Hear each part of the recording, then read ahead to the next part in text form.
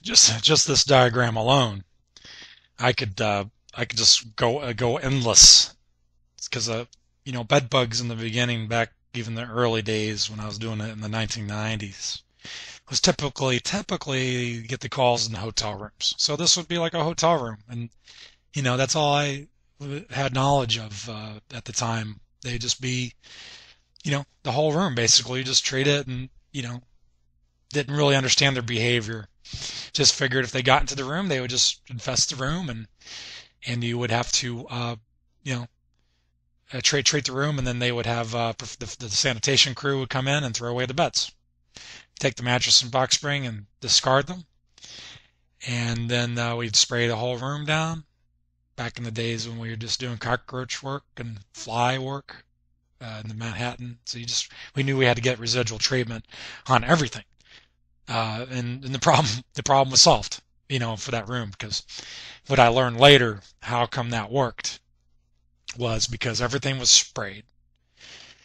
The sanitation crew, they were so scared of bed bugs.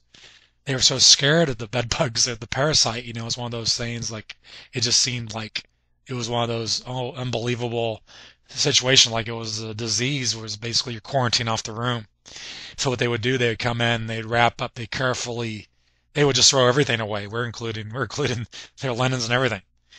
They would bag them up in painter's plastic like it was a crime scene, and they would tape everything, and come with the dolly special device, the dolly, and everything. It would be kind of quarantined, like it was radioactive, and they'd have to go through a service elevator straight out to the street. And then we would, because of them being that careful, uh, what we learned, later. What I learned later is, because they didn't disturb the most of the population of the bedbug congregation. They didn't give it a chance to be disturbed and spread out throughout the room. You know, and also the residents of the hotel room weren't taking it upon themselves, and the housekeeping wasn't taking it upon themselves to spray any pesticides on their own. They weren't disturbing it. It was a protocol. So they hired the exterminator, who was under contract, of course. The big hotels would use nationwide companies that you hear about, the big names. Come in, three guys, do real quick, spray everything, treat everything. Just didn't really understand their behavior, other than you just had to treat everything, and including the headboard. They didn't have a typical bed like this with the footboard. Hotel rooms don't have footboard, so all they had was a headboard, but it wasn't touching the ground.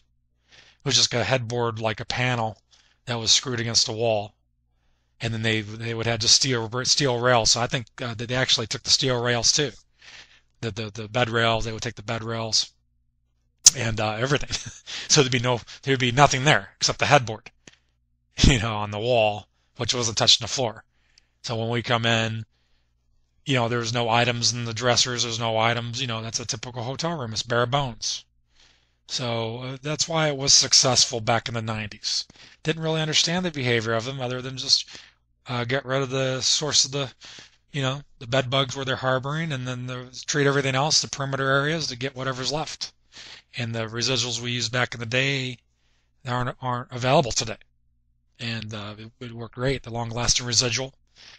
And it would kill the eggs, obviously, because the residual was pretty strong. It would last a couple months, kills everything. So whatever eggs hatched, if they were in the creases of the baseboard or whatever, everything was treated. We had a really good method. That's how I learned how to be so thorough with my treatments. That's how I became successful with bed bug treatments when I came out on the scene back in 2007 in New Jersey.